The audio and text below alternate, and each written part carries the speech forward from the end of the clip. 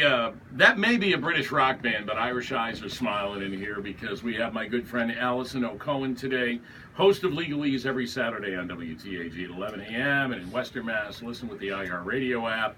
From Cohen Law Services, we've just gone through some great stuff about the transgender, the bathroom stuff, the executive orders. What's next on Allison's docket? Well, I just want to, let me swing back around for 1 minute because I feel that it's important for us to at least analyze for 3 more minutes this new ban that President Trump put out. Because the original ban, although I was fine with the text of it, I felt that it was concise, it was clear, it was about 2 pages, and it really did say, because of the fact that these designated countries, Libya, Somalia, Yemen, these countries were seen as high-risk countries, that we have a right to go ahead and protect our national interests. So when they went and rewrote the ban, one of the things that I loved that they did was they described, for example, Iran. They went through every country, and they said Iran's been designated as a state sponsor of terrorism since 1984. And it continues to support various terrorist groups, including Hezbollah,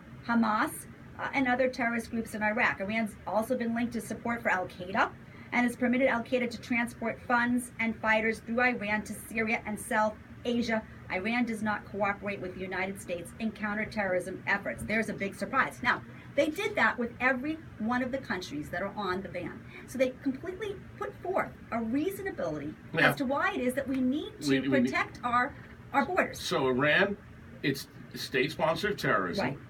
You look at a country like Syria, which is in the midst of civil war. Absolutely. How do I know the documents I'm receiving from Syria are valid? Right. How do I know those are for real? Right. They're not forgeries, or some corrupt government official wasn't paid off to, hey, do this, or some government official who's in league with terrorists said, yeah, I'll get you a visa. Here you go. I mean, you've got them in bed with ISIS, right? There's a conflict going over for, parts of that country. That is a danger zone. Somalia, of course, has been a terrorist haven. It's a safe haven for years. The Sudan has been designated as a state sponsor of terrorism since 1993 because of its support for Hezbollah and Hamas. So it's a well laid out, well drafted, 17-page travel ban. You've got a commander-in-chief who has the power vested in him to put this in effect, and yet one district judge out of Hawaii has struck it down. So I'm reeling over that one. Yeah, it is a slap in the face of what is right. And if it went the other way, if there was some conservative activist judge who turned it the other way, right? Can you imagine the outcry that there would be? It would be, this is, you folks talk about being strict constitutionalists. How come you're not? Folks, I'm sorry. You can hate the Constitution or you can love it, but the bottom line is it separates this. Evidence came in, I will say evidence came in that didn't belong there, and this is a rogue judge.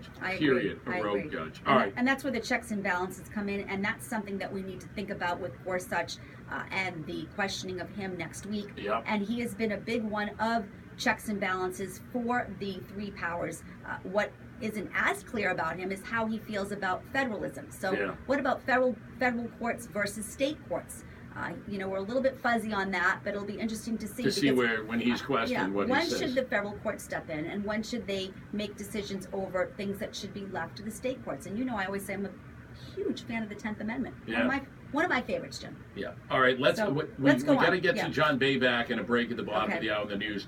What are we going to do when we come back? We're going to go over this case called the Masterpiece Cake Shop case, which I like it because it's all about the First Amendment. It's all about your free exercise clause with regard to religion. If you own a small business, cake shop, and you service the gay and lesbian community, but you've decided that you don't want to make cakes for their weddings because it's against your religious beliefs, can the government tell you have to? It's a very interesting case, and we'll get to it. Folks, Allison Cohen, my attorney from Cohen Law